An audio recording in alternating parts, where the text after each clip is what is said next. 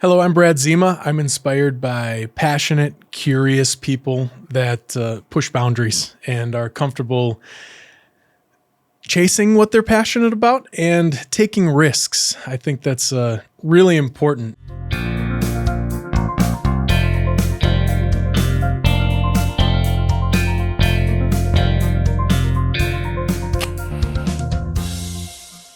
All right, and welcome to the Lantern Podcast, a show out of Good Cause Productions that is produced right here at the University of Wisconsin-Green Bay by a team of student producers, promoters, and researchers. I'm your host, Ryan Martin, and I have a really great guest for you today. He's a University of Wisconsin-Green Bay alum with a degree in organizational leadership. He's had an extensive career in radio broadcasting and marketing, and now works as a marketing instructor at Northeast Wisconsin Technical College. A lover of the outdoors and a lover of connecting with people through his podcast, Rooted Wisconsin, please welcome Brad Zima. I don't know what prevents myself from seeing myself that way, but I feel like what inhibits me from taking what I would perceive as risks is the safety, I guess, and stepping out of that. Now that I have a 4-year-old, and that's really even pushed me further towards less taking risks. And although it's relative, right? It's relative in our mind. But I think that's why I'll have something like an idea that I come up with or that I'm passionate about or that I think could really work. And then I'll almost volleyball it in my head for too long until eventually I think if you hit it over the net enough times, it's just going to fall. Right? Yeah. So I don't know. I think it's the safety thing though. So here's I'm going to try not to become a psychologist here, but it's gonna happen. So there's some interesting research on gratitude here, and here's the thing I know about you, and I feel this way myself too. Is like I think of myself as a relatively grateful person, and I get the sense that you feel that way too. Yeah. So there's some interesting research on gratitude that says that gratitude is associated with all sorts of positive outcomes. One of the sort of consequences, if you will, is that people who are grateful are less likely to take risks. They want to maintain the status quo, that they're so scared of losing what they have that they're reluctant to try and rock the boat. And so I wonder if for both of us, that might be part of what's going on. It could be. Yeah. It certainly could be, because I try to instill that in my daily life, gratitude, and have this, the cliche attitude of gratitude. You know? But yeah, I mean, that certainly could be a part of it, about not wanting to lose that stuff. And I think there's also maybe a pressure that comes along with being a human and a dad and a husband. And there's a pressure that comes along with that it's, there's people that rely on you a lot. And I'm grateful for those people. And at the same time, I feel a weight to support and protect and give those people what they deserve. Yeah. And I think that with risk inherently comes some risk to them. Yes. And when I think both of those things, then I would have looked at myself as a risk taker for sure. And I think I still probably trend more in that direction, but I've certainly walked it back because of that too. So the combination of those two things is certainly big pieces. I've talked to my brother about this, and he's actually said that there are decisions he made early on, similar to your point, there are decisions he made early on in his career that he probably wouldn't make again for that reason. That it felt easier to do those things when he didn't have people relying on him in the same way, and also when early on when he's just, it felt like there's more sort of weight or more like consequences to making a bad call as you move forward. So interesting. Well, let's talk about the journey though. Really interested in your bio, kind of how you got started, mentors, things like that. A lot of this show is ultimately about people finding their way. And so let's talk a little bit about what you do now and how you got here. Yeah, absolutely.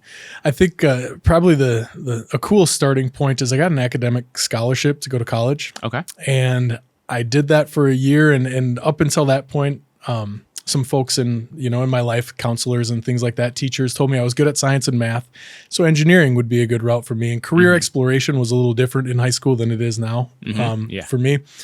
So I did it. I said, yeah, that sounds cool. And I got an academic scholarship to do it. And I remember my first couple I had to be an engineer to do it, though. The scholarship was tied to that major. And my first couple of classes were these big lecture halls about, engineering. And I just remember being lost in those and not feeling any type of the passion that I started with. And there was a real disconnect. And in true 18-year-old fashion, I didn't address it. I didn't reflect on myself. I just stopped going to class both times. And I failed out of college, lost the academic scholarship. And at that time, I was living in Milwaukee. That was at UWM, and I transferred to Milwaukee Area Technical College. And that was the first time in my life I ever really reflected on myself and thought about what I wanted to do and what I enjoyed, and how I wanted to impact the world and all that stuff. So I decided that marketing might be a better fit for me. And at that time, I kind of looked at it as a really broad thing. I could do a lot of different things, so I didn't have to decide right now. I could kick the can down the road a little bit.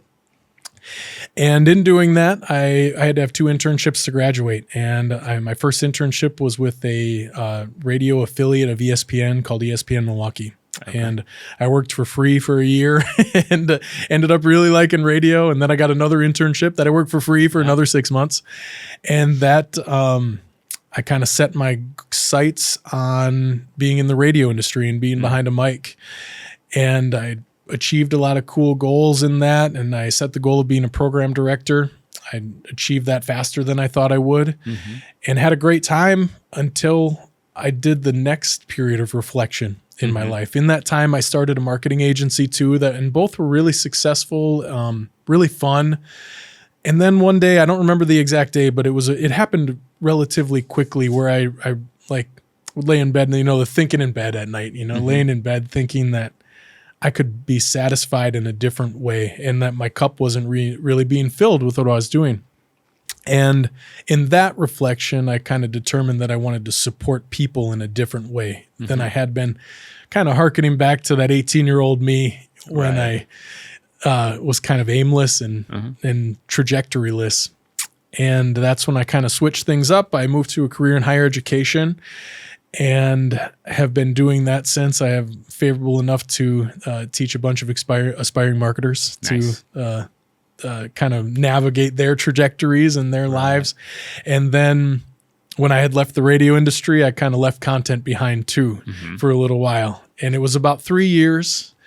And then I kind of got this little earworm in the back of my mind saying you could probably use this thought and take it in a direction that does support people in a different way. And hopefully that's what I'm doing now. I started the podcast and kind of ran with a couple other things I was passionate about. The state of Wisconsin, being a Wisconsinite, I think we get far less credit than we deserve.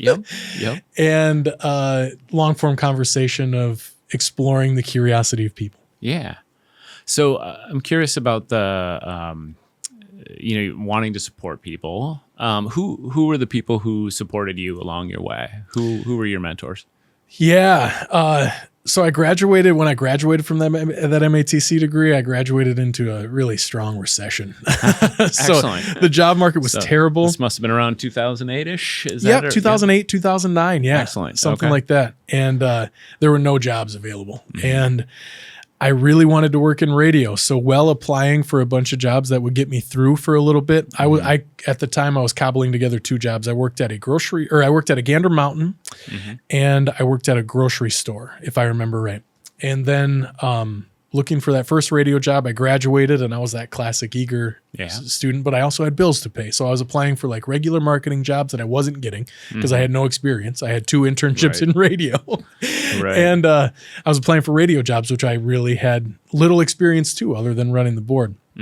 So I sent an email to every program director within an hour of where I was living, just outside of Milwaukee, just asking for a shot, just asking if they had anything. And this guy named Bob Bonifant was one of the few that responded to my email. And he is kind of one of those, he was one of those lasting gems in radio. He made a career on an AM stick with a morning show that was community driven. It was West Bend, Wisconsin. And that's who listened, like West Bend, Kewaskum, like that little area. Right. And Bob emailed me back and he said that I could come and run the board on Sunday mornings. They aired the NASCAR race. Okay. So I ran the board for the NASCAR race. And then prior to that, he gave me 2 hours on air to just crack the mic and just talk about stuff during classic country. Nice. So that's where I cut my teeth. They gave me a little opportunity to grow. I grew onto they had an FM station too that I worked at for a little bit. And then it was funny. The general manager of that station, he was there. They lost their morning show. So I applied for it and I didn't get the job. They hired somebody external. And shortly after that, the general manager left and went to some stations in northern Wisconsin. And I was kind of dejected because I didn't get the job. And like, I didn't know what the perceived value of me was within the walls because I didn't get the job and I didn't really have any conversations about it. And like 3 or 4 months after he left, he called me and one of the sister stations of the one he was working at needed a program director and asked if I was interested. And that's how I ended up getting that job. Yeah. It's so interesting. I've talked to a couple like radio people for the show so far, and the stories are pretty similar. That this is, I mean, it's like, hey, I reached out to a bunch of people, and and I ended up getting an internship. It was an unpaid internship or whatever, and just doing that, and like so it is. There's like a level of like tenacity there. There's a level of, a little bit of luck, a little bit like someone taking a chance on you proving yourself. There's the journeys are all like they're different, but with some common elements there, it seems like. Yeah, absolutely. It's a very strange industry. Yeah. Like there's the old adage, it's not what is it? It's not what you know, it's who you know. Yep. In radio is certainly that. Like interesting. It doesn't really pay to. You have to have an air check and you put it together and you send it to a station, but it's also now with social media being so huge, it might be a little bit different if you have a following. Right. Are you going to bring people with you? Yeah. At that time, it was a lot like, oh, had you met Bob from this station and had you met Sally from this station and, cross paths. Yeah. I want to shout out to my guest who I interviewed yesterday. So Pam Roker, another alum from GB. One of the things she said that I love that I imagine you're going to appreciate too is she said, there is the adage, it's who you know. She said, it's actually what matters more is who knows you and what they think of you. Mm-hmm. And I thought that was really interesting. And I feel like it applies in this case because you obviously made a really, really good impression on this person who wanted to bring you over to be the program director. Is that what you said? That's a super interesting way of thinking about it. Like who knows you and what do they think about you? Absolutely. Is like a real critical element of we're hitting a bunch of things that I want my students to understand. And it's about networking and about the role of like getting to know people.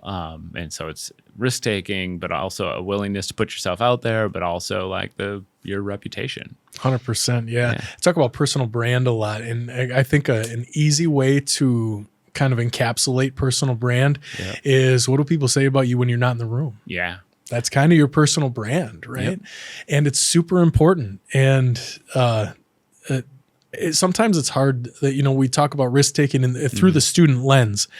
I think that's even more important and more constricted where it's still that feeling of like there's some worth tied to it. Like, can I reach out? Like I'm just little old me, And then that kind of goes into this, the cool conversation that I like to have a lot about, a lot of people will say, I'm just a server or I'm just a grocery store clerk or something. And I always say that there are no just jobs. Pivot that into something that you've done favorable for someone else and, bring it somewhere else. This is something I think about a lot with, I know you're a dad as well. I talk to my kids because they're both in that stage where they're 14 and 15. I think what we're talking about is really starting to matter, right? Their personal brand, and them thinking about that is really starting to matter in ways that maybe it didn't so much prior to this. I mean, it did, but not the same way. But I also think about it, to your point. I have a lot of students, and I've had a lot of students for the last 20 years who really needed to be tapped on the shoulder in order to take advantage of opportunities. I love being the person to tap them on the shoulder. Like, I think that's great. But I also worry about the students who don't get tapped, who really could have had a great opportunity. And so how do we, and if they're listening right now, like how do we encourage them to take that risk, to reach out, to not wait to get tapped on the shoulder, but actually step forward? You must have thoughts about that with your students. And I do. Yeah. I don't have the answer, but I have a lot of thoughts. I kind of, when I reflect on why I'm comfortable doing it, and generally, even at that age, like I was pretty comfortable. Like I sent all those emails, and it was kind of inherent. But I think what helps me in a lot of intimidating situations, even like something like this, like it's nerve-wracking getting behind a mic and talking with someone. But if I remind myself that I'm this like tiny little speck of dust on this hurling rock through space that we know nothing about, it kind of brings down my barrier, because what does it really matter in the grand scheme of things? And that's a slippery slope, because if you go too far down that path, it's like, then why does anything matter? Right. But I think if you combine that with that backwards intention, like reverse engineered intention of like helping people or doing good, and combine it with what does it really matter anyway? Right. Those two things together will remove some of those barriers, I think. And maybe that's one tip that could be helpful. Yep. Because I think human nature tells us, and our minds tell us, that a lot of people think about us a lot more than they actually do. Like we're a glimmer in most people's minds most of the time, Yeah. Well, and there's something to be said for just try it once, like try it, and get comfortable with it. And if it, I think that's really important. I think it's a really important message to just like get out there, try it, realize it's not that hard, realize it's not that scary, realize that the worst consequences that somebody says no, and which isn't really the worst thing in the world. So, let's talk about the show. So Rooted Wisconsin, you had me on as a guest, and I appreciate that. Yeah, I appreciate you coming. Tell people about kind of what the show's all about, why you decided to do it. I get a sense of that from wanting to connect people, but let's hear it. Yeah. We're so much more than beer, cheese, and brats in Wisconsin. But I mean, just so we're clear, that would be enough. Like that's all we need to be. That and maybe an old fashioned. Talk about a personal brand, right? State brand. But we're so much more than that. And sometimes like the conversations about like, culture comes from the coasts, and like, quote unquote, high profile people and where they came from and stuff like that. A lot of that came together for me, and it wasn't reflective of what I saw in day-to-day life in Wisconsin. I see a bunch of amazing people doing a bunch of amazing things. And that's kind of why I focused on Wisconsin, because it was just something that I was passionate about and I saw. And then the conversations we have is that other inherent curiosity side of me of like, I've always just like, as quickly as I can, I get below the surface level conversation and talk about real life and the human element and what, really matters to me. Right. And my underlying motive is that I think that can connect people really well. It's hard to get someone to listen to an hour and a half of something right now. I mean, social media has our attention spans pretty short, and we're pulled in a lot of different directions. But I hope the people that decide to find themselves with a piqued curiosity about maybe someone that thinks a little bit differently than them. Because I think that's really, really important to see things from other people's vantages and viewpoints. Right. And kind of hear them talk about why they are how they are. Because we live in a quick clip culture, and we get a 60-second clip of somebody saying something and we formulate an opinion about them. But that's such a small piece of that human. Right. That we can tell so much more of the story. So I combine those two things, and that's kind of what I hope to do with the show. Yeah. Talk through some of the guests you've had, and how they've jumped out. Dr. Ryan Martin. Appreciate that. I mean, to see someone like seeing your content be passionate about what you do. Often it starts with that. It starts with someone who is like, you can tell they approach life with a vigor that whatever they choose to do it for a reason. So a lot of that, we were talking about Brian Johnson before we started the show. A cool story about him coming on the pod when he didn't know that I wasn't related to one of his former opponents that we went through a contentious race with. And you see that his story is awesome, and he truly pours his heart into what he does. And local politics is super important too. He and I had a great conversation. I mean, he's just a fascinating guy with a really interesting backstory who cares about a lot of the right things. So yeah, absolutely. 100%. Yeah. Probably the most listened to episode to date was a woman who got kicked out of a cult when she was 15. All right. The cult's in Shawano. Okay. And I had heard about it a little bit, like growing up, like I heard of this cult that was there, and it was weird because it was kind of like this offhanded joke that people would have. Like they used to do this thing called Rama running. Rama was the leader of the cult, and I remember hearing about it. People would drive and they had like this armed guard at their driveway, and it was like this offhanded joke. And then I came across her making TikTok videos on my couch one day, and I was like, okay, well, we have to talk. Yeah. And I had like, the stories are gut wrenching, man. Absolutely gut wrenching. I won't get too much into it here, but just things that nobody should have to go through. Yeah. And it had been happening and is still happening. The cult is still active in Shawano. And when she got kicked out of the cult, this is the only story I'll tell about Shifra. She's an amazing human. When she got kicked out of the cult, I think she was like 14 or something like that, 14 or 15. And her parents locked the house door. That's how she got kicked out of the cult, and her family. They just said that you no longer will be in our household. Nowhere to go, no resources, no connections. And literally, like, the rules started, okay, day 1, you can stay in the yard. Day 2, you have to be outside the mailbox. Day 3, you have to be in the woods. Day 4, you have to, and it progressively was like, okay. And I think the whole cult intention was to like, okay, which one of these is going to break her, that she comes back. And she never got broke. She's a soccer mom now who a couple months ago brought her kid to St. Norbert to go to college, man. Oh, wow. Yeah. That's incredible. So she was on, Wayne Larrivee took me through the course of his career. Nice. Some really cool artists. Chef Chris Manglis here in town that owns 335 talked about being the personal chef of the Lumineers and his fascinating career path. Talk about a guy that's willing to step out of his comfort zone and say, we'll get it done. Yeah.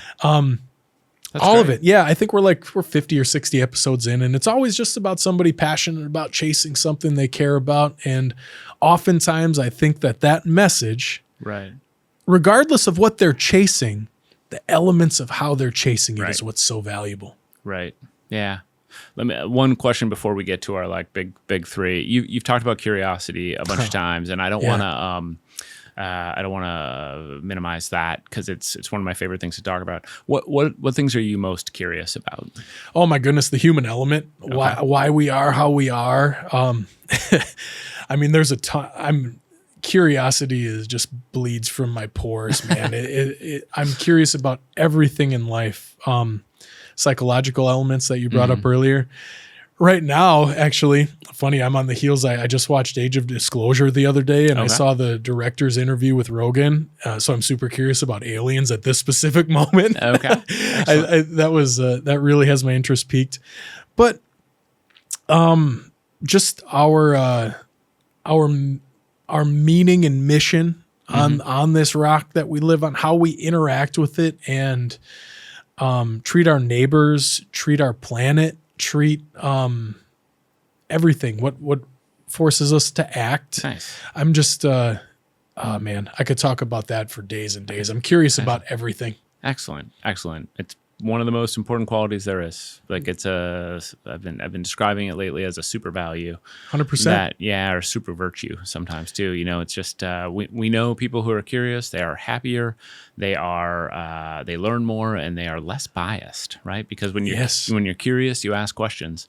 When you're not curious, you jump to assumptions and conclusions. Yeah, absolutely. And it almost is this reverse relationship of like, the more you're curious, the less you feel like you truly know. Right. You don't get so convicted in your values and your beliefs that it's like, that it's my way or the highway, because the more curious you are, the more things you find. And the more things you find, you realize the things you were wrong about. And then it's, what else could I be wrong about? Yep. Absolutely. So I think that's a really important thing kind of check yourself sometimes too. And curiosity helps with that. But I love that a superpower, a super virtue. Because I completely agree. A lot of times I'll tell my students, like, we'll be in a class where we're talking about a specific topic, but if they leave that class being a curious problem solver, it's more important than remembering the details of an IMC strategy or the 4 P's of marketing or something. Like, if you're a curious problem solver, you're going to find your way. Yep. Absolutely. Absolutely. So important. All right. It's time for our 3 questions. Are you ready? 3 hard questions. Yeah. So question number 1 is, who do you hope you are inspiring? Yeah, I hope I'm inspiring anyone who listens to kind of do what we were just talking about and maybe not be so convicted in their beliefs. And it's great to be that, but also be comfortable exploring a little bit outside of them and maybe see life through someone else's lens and remove some of that bias you just talked about, remove some of their mentality of like, this is it, this is how it is, and have them see things in a different way. So I hope I'm encouraging anybody that listens or really comes into contact with me to just approach life curiously with an open mind. Excellent. Who? What's a book, a movie, some piece of art, whatever that inspired you that you want to share with other people? Yeah. I think it's always a book, man. It's always a book. And it's weird because being now in academia, I read less for pleasure probably than I ever have, because like I read so much at work. It's like, how much can I read and digest? But it's always a book that truly changes. And that's funny because I'm a huge music fan. Like I have Tom Petty lyrics tattooed on me, and you would think that would be my answer to this. Like I was convicted enough by it to ink it in my skin, but it's not. One of my current favorite songwriters is Jason Isbell. And like when I think of how he moves me, it's usually in a reflective, like inward focused way. It's like something I've been through or something that moves me. And that's good, but it doesn't alter the course of my life, really. It has me reflect and maybe be a little bit more emotionally intelligent or understanding or something, but it's always a book. And I think of this, I can't pick one because there's like seasons of life, you know?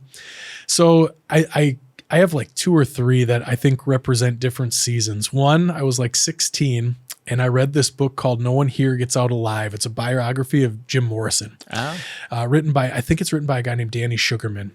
And I grew up in a small town, pretty sheltered, like really focused on athletics. And like I had a small town mentality of like, what I did was really important, you know? And I remember like reading that book, and it was one of the first times in life that I like realized there's a whole lot more outside of this thing than what I'm doing right now. So that, and then that led to me to read in kind of shortly in succession after that, a book called The Doors of Perception, which is how Morrison named the band, by a guy named Aldous Huxley. And mind-blowing for a 16-year-old to be reading about a guy who wrote the book about a mescaline experience. And but interesting, man. It just showed me that there was so much more to life than what I knew. And that was super important to me as a 16-year-old. And then you can fast forward quite a ways, and I had an opportunity to read this book called Positive Intelligence, which was written by a Harvard professor named Shirzad Shamini. And it's all about what triggers your kind of subconscious or unconscious reactions to things. So there were these 7 diagnosed saboteurs that went along with this book. And I was really fortunate. I got a chance to do like this. It was like a 3 or 6 month workshop with my immediate team about, we all diagnosed our saboteurs and we learned why we subconsciously react to certain situations. And my saboteur was being hyper rational, which, it's funny. It maybe points to why I care about why I do so much, because like the what comes out of being hyper rational is like this.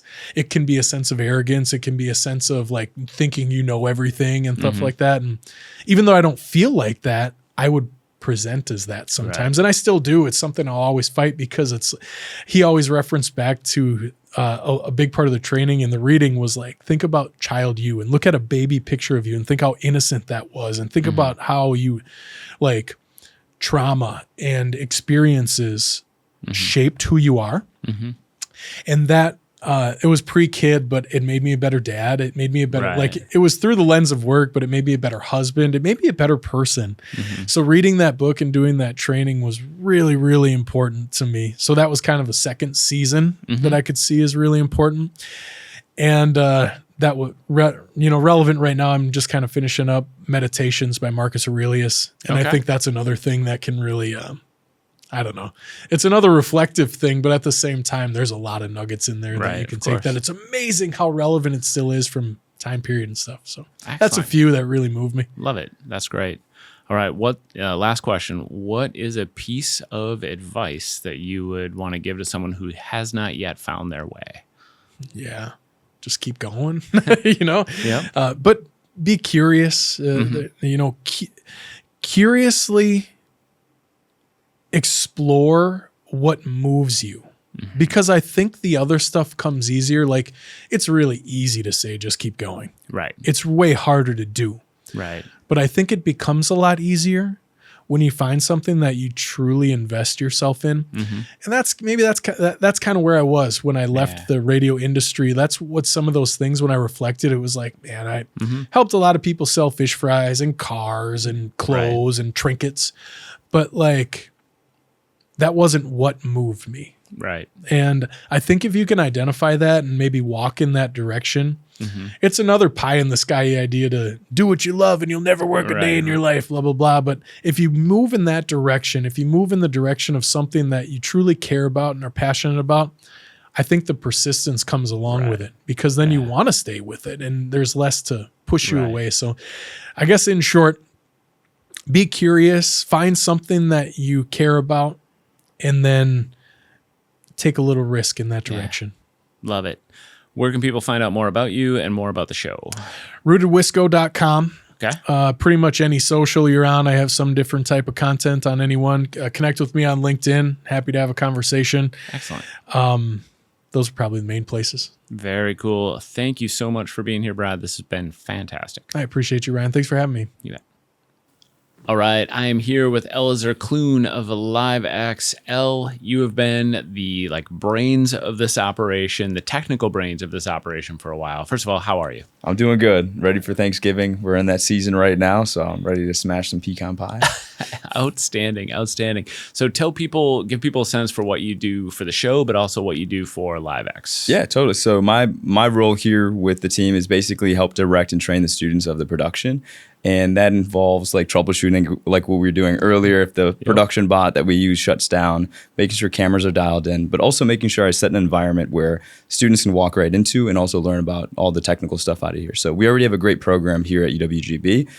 This just allows us to pull that talent and give them a real life experience out of there. But me over at LiveX is pretty much what we do all day long, from doing the New Year's Eve ball drop. We do Met Gala performances like that. So we do very, very large scale productions out of there. But it takes baby steps to get there. And that's really what we like to do with the whole production behind the Lantern podcast. Yes. And so you have been extraordinarily helpful on the production side of things, also on the promotion side of things, right? So you've taught us quite a bit when it comes to how to share out the show. Yeah. Tell me more about that. Totally. So there's the making of the content, right? That's a big piece to it. But a lot of people tend to just leave it made, or sometimes don't even get to editing it. So the way that we always look at a full production workflow is one, from idea, who do we want? What stories do you want to capture? So that's the scripting, figuring out who's going to be on it. And then what you have to do is cut that interview down to something that's manageable and interesting, package it up into something that's actually very easy to share with people, that other people want to share with other people. So it takes the long form podcasts, cuts it down to smaller, short form videos out of there. And then you have to figure out what channels you want to push that out to. Is it going to be in a newsletter? Is it going to be on social media? And then what do we do to make sure we hit every platform's, I would say, crossing T's, dotting I's kind of checklist? Love it. You have been super, super helpful to us. Where can people find out more about you if they want to? Me, Instagram is my biggest thing for sure. Okay. And if you're professional, LinkedIn. Excellent. So what's your handle? It's just my first and last name, ELLIZER space CLUNE. If you find anybody else in the States or in Green Bay, I'll pay you $100. Outstanding. All right. Will you take us home? The Lantern is brought to you by Good Cause Productions here at the University of Wisconsin, Green Bay. The executive producer is Ryan Martin, and the production manager is Rachel Sankey.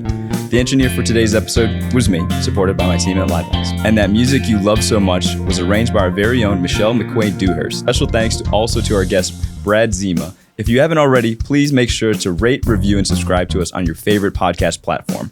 Also, keep being amazing.